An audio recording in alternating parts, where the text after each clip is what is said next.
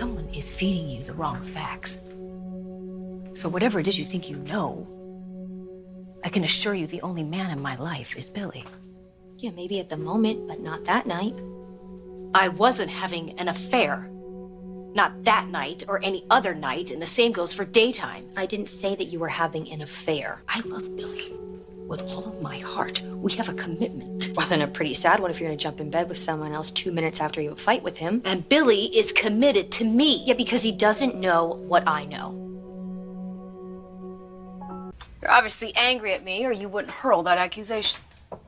Okay, so this is how you're gonna play it. Meaning? Like a martyr. Passive-aggressive, victimized. Mom, you are way too strong and direct to pull that off, so just please stop. Fine. Then I won't talk. I mean, just stop with this too. Okay, it's me. Just be honest. I know the truth. It was Kyle, right? At the time, he only knew the what, not the who. That's when you figured it was Jack. That's why you sent him to come over here that night. That's great. I'm thirsty. Are you? Now I know. It wasn't Jack who you slept with. It was Dad. I found out that Dad and Sharon had a night apart, and the morning after that night, Kyle stopped by here because you weren't at work. It all clicked. You ever thought about opening your own detective agency? You'd too be a hoot. You know, the thing is, it just created more questions. Like how you could justify doing this to Billy when you claimed to love him so much.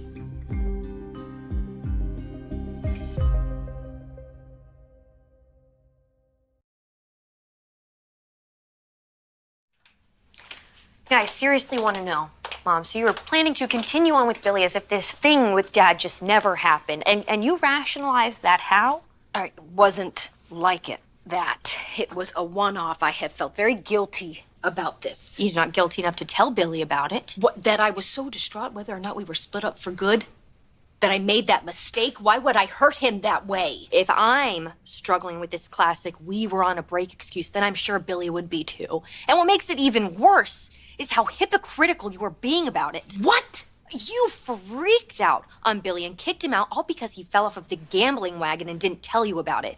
Ever since I came home, you've been hounding me about growing up and being responsible when it turns out that you're the one who can't control yourself and act like an adult. This behavior that you're talking about, you will never see again. I mean it. You do. I can see that. But Mom, you're a cheater. It's just as much a part of you as the urge to gamble is for Billy, except you don't risk piles of cash. You risk stability and happiness. And you betray every guy that you've been with every single time, and you break their hearts and you break your own. Tell with the collateral damage, right, Mom? Let's start from the beginning here. So you marry Dad, and then you sleep with Ronan. Then you marry Jack and decide that you want his brother too. So then you have a fight with Billy, lead Jack on, and then sleep with Dad. So we're back full circle. People ask me why I'm so screwed up. Look who my role model is. You think I'm proud of that? It doesn't even matter because you have made so many promises that you can't keep. You know, why am I complaining? Really though, because if it wasn't for this problem, I would never even be here. If you didn't get Dad to cheat on Sharon, then I would have never been born. So maybe I'm the real hypocrite in all this, Mom.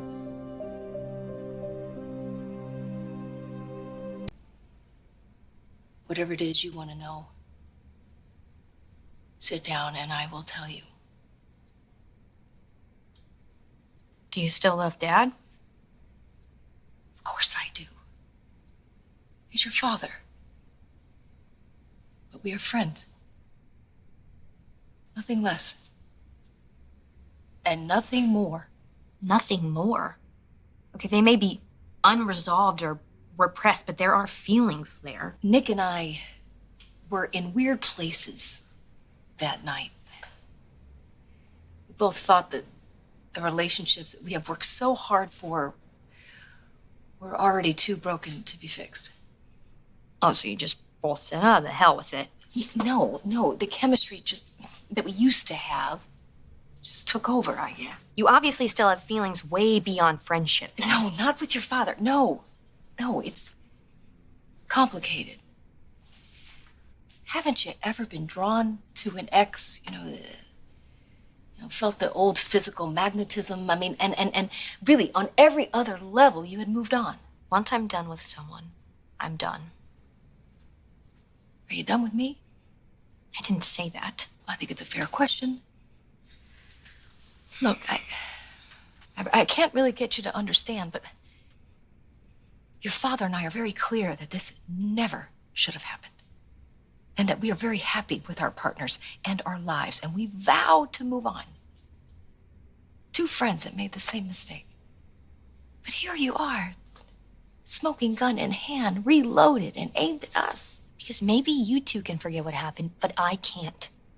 That's what makes it so difficult to stand by and watch Dad convince himself that this time with Sharon, it's the fairy tale ending. And I already had my doubts about this marriage not ending in disaster, and now I already have proof that it will. Sweetie, that's for them to work out. Oh, and you and Billy too, right? You want me to let Billy cling on to this bogus belief that you're devoted to him, and I just don't think that I can do that. I know that you have a bond with Billy, a certain loyalty that doesn't extend to me. But if you want to do what's best for him, we're going to stay quiet about this. It's also what's best for you. That's a lucky coincidence. When Billy and I almost split up over the gambling, it showed us how hard we were willing to fight to preserve what we achieved. Now, never mind me. Why would you torpedo through all of that? Devastate him so pointlessly. The point would be to save him from more pain later. Because the longer that you keep a secret and the more toxic it becomes and the more pain it inflicts when the truth finally comes out. And the truth always comes out. Not every secret is the same. You can't say blanket statements like that. Look at how you felt when you found out that Billy and I were keeping things from you. Things that were much less major and explosive than you cheating with Dad. So you asking me to bury this, it's very convenient and a tad selfish, don't you think? My opinion doesn't matter. It's what you think. Well, I think that Billy deserves to be told. And so does Sharon. That way, it's all out in the open before people make decisions that they could regret. Where are you going? To Jabot to talk to Billy. Wait a minute.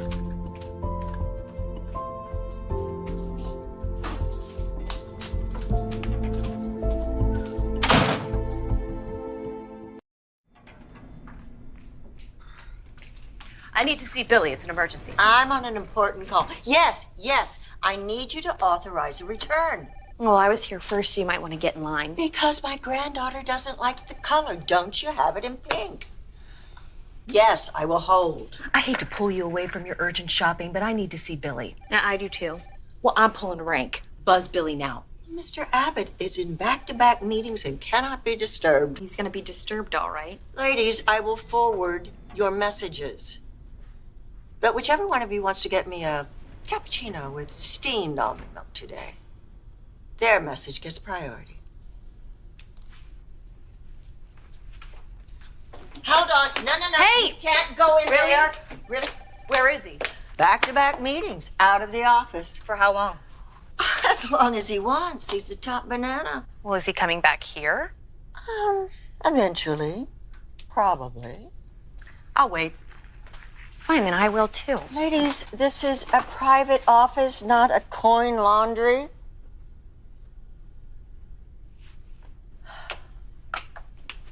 So disrespectful.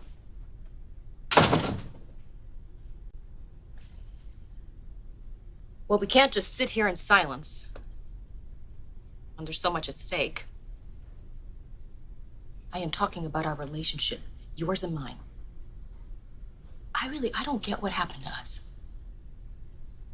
Why don't you tell me how we got on opposing sides, where the tension started? Because it has been there since you came back. When you went to Belize, all of those months ago, we were so close. And I don't know why or how, but this profound shift happened. Something changed. I did, Mom. I changed. I was gone for a year and finally far enough away to get some perspective on who I am as a person. Because when I left GC, I was a hot mess. I was a naive, insecure victim who spent her whole life having things happen to her, usually bad. So I decided I'm gonna make things happen for me. I'm gonna take back some control and do what's best for me. And it doesn't matter if people have a problem with that. I don't care if anyone likes me, as long as I like myself, and I do. Well, good. Very happy you like you. I think there's a great appeal in that, you know? There's a freedom. There's a freedom when you don't give a damn what people think. And it certainly worked out very well for me, you know? Until I realized that there was a catch later on. That I did care what people I loved thought about me. That's what is so awful about all this, is that I love you. You have given me more joy than I ever thought possible. You said it yourself, I have never been anyone's role model, but I'll tell you what. I have tried to give you the best life I could possibly give you. Better than mine.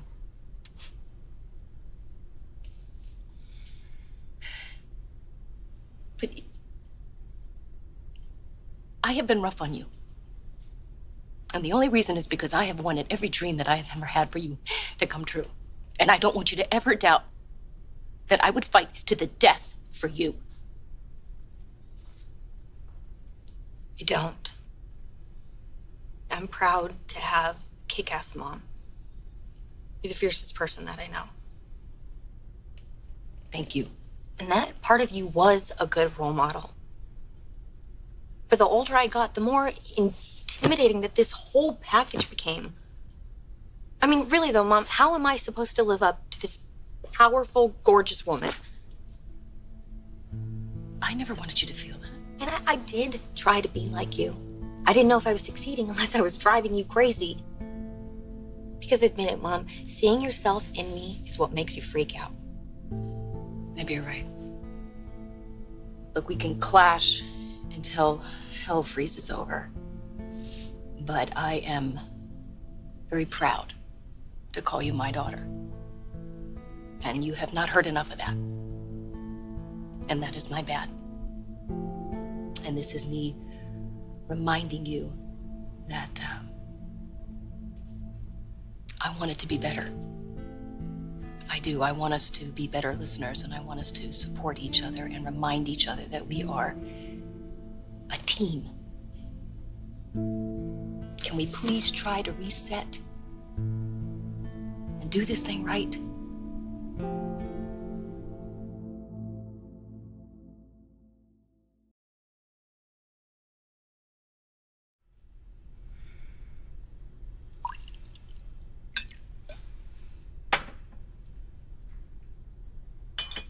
Want one?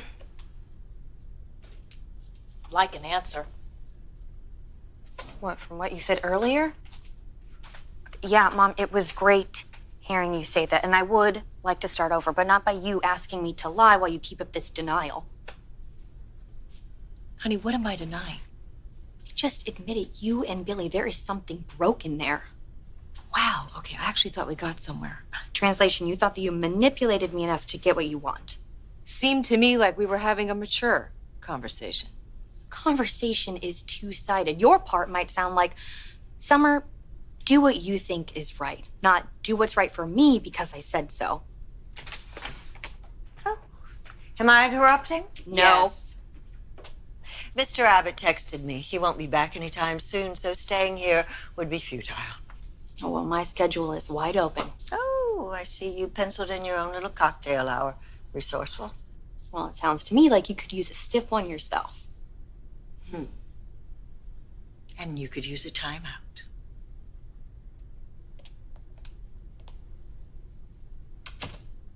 So you staying?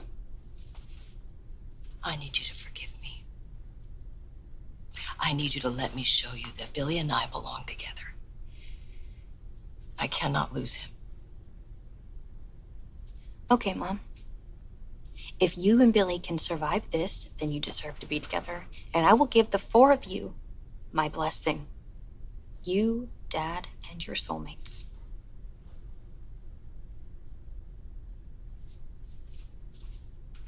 So you are leaving?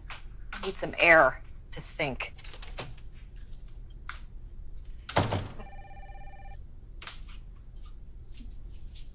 I am going, but I need a favor. Oh, then I need a bribe. A fabulous spa day on me. If you keep Summer in there by any means necessary, if you hear that Billy is free, call me. Not one word to Summer. Are we clear? This really is some mother-daughter drama. Thank God I had sons. Are we clear? Yes. And it better be the ultimate luxury spa package with the take-home products. You'll be pampered with an inch of your life. Yeah, you know, I'm confused, though. If it's so crucial to keep her here, why are you taking off? I need backup.